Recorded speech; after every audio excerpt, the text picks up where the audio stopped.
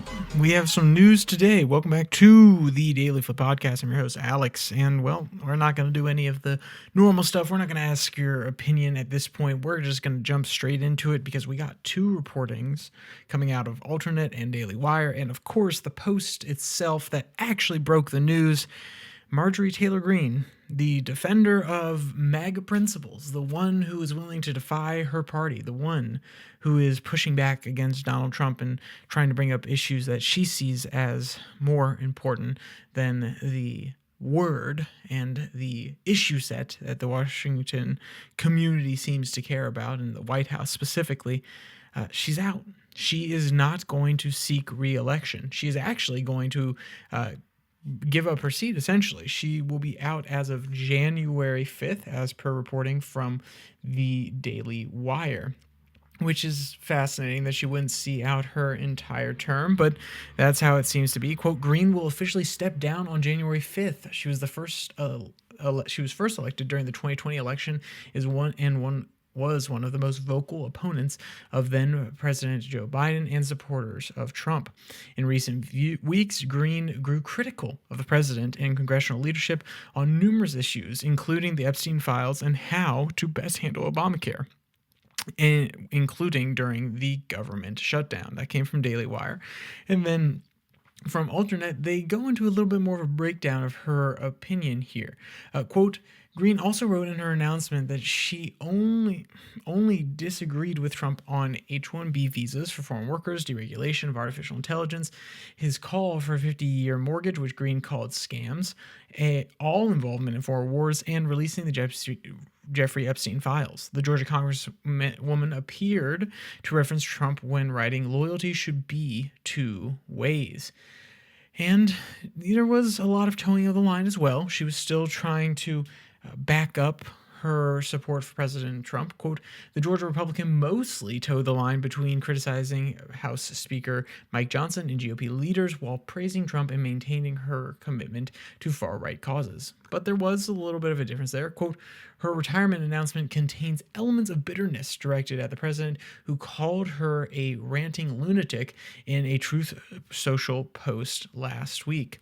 And it was not that long ago, about a week and a half at this point, as the article points out, where Donald says, no, I'm not going to endorse her. The exact quote was, quote, I am withdrawing my support and endorsement of Congresswoman Marjorie Taylor Greene, and goes on to list some other stuff and talk about her complaints.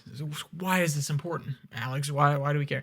One, because she was a vociferous dissenter of the Republican Party, and the only other main one that is getting as much attention nowadays, and obviously there are plenty of them who deserve to get attention.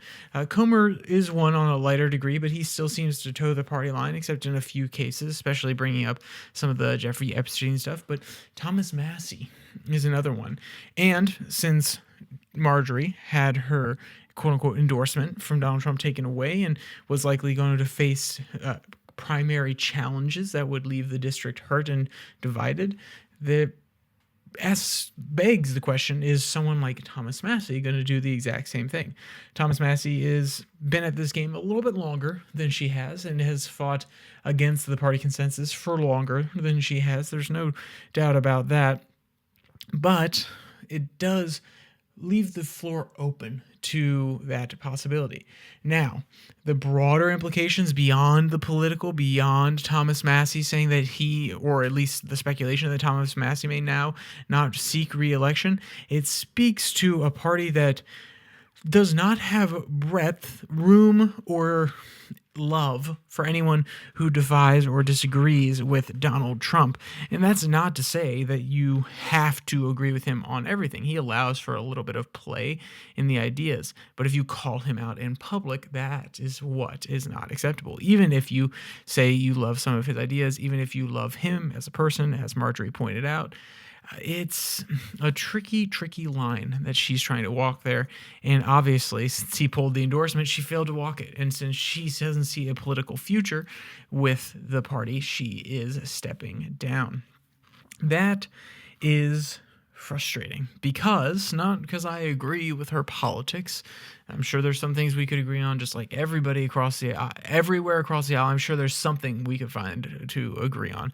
But the fact that there is no dissent allowed in the party, that even one of the loudest voices that got out there and was the most pro MAGA and should have the most grace with the president because she supported him the longest, or at least the loudest out of a lot of people, and the proudest, even she is out. It leaves no room for compromise, no room for alternate opinions, and no room for criticism, especially when you are the most powerful man in the world. What you deserve most, what you need most, at least from the perspective of us on the outside rather than the person sitting in that chair, is to be criticized, to be questioned, to be challenged, and to use as an opportunity to refine your ideas.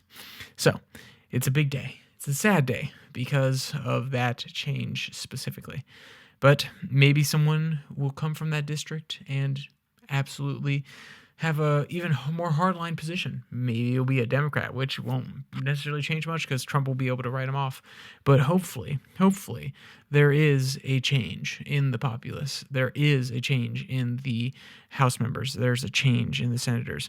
I'm not saying that you need more anti-Trump people. What I'm saying is you need more people willing to fight for the long-term vision of the country and the party, of every party, not just the Democrats who think in short-term elections either. They have to think about the sacrifices that we have to make in order to have a thriving nation. Because just like in your personal life where you have to make sacrifices in order to reach your goals, a nation has to do the same. And the citizens of those nations very often have to bear the brunt of those decisions. And yet it takes people who are willing to say the hard thing and sometimes go against the norms in order to get that message across and really be an advocate for it. So, with all that said, if you want to read either of today's articles, both of them will be linked in the description below that like and subscribe button. Also down there, you can find the podcast on Spotify, Pocket Cast, Podvine, and Apple Podcasts. And you will be able to find the Twitter handle at your Daily Flip, where I post links to these episodes on Monday, Wednesday, Friday, and the 6 and 6 podcast, which is 6 stories from around the world in 6 minutes or less. It's supposed to be easy, consumable international news. Those come out on Tuesday and Thursday. So, with all that said, there's only one more thing to say. Stay safe. Don't die.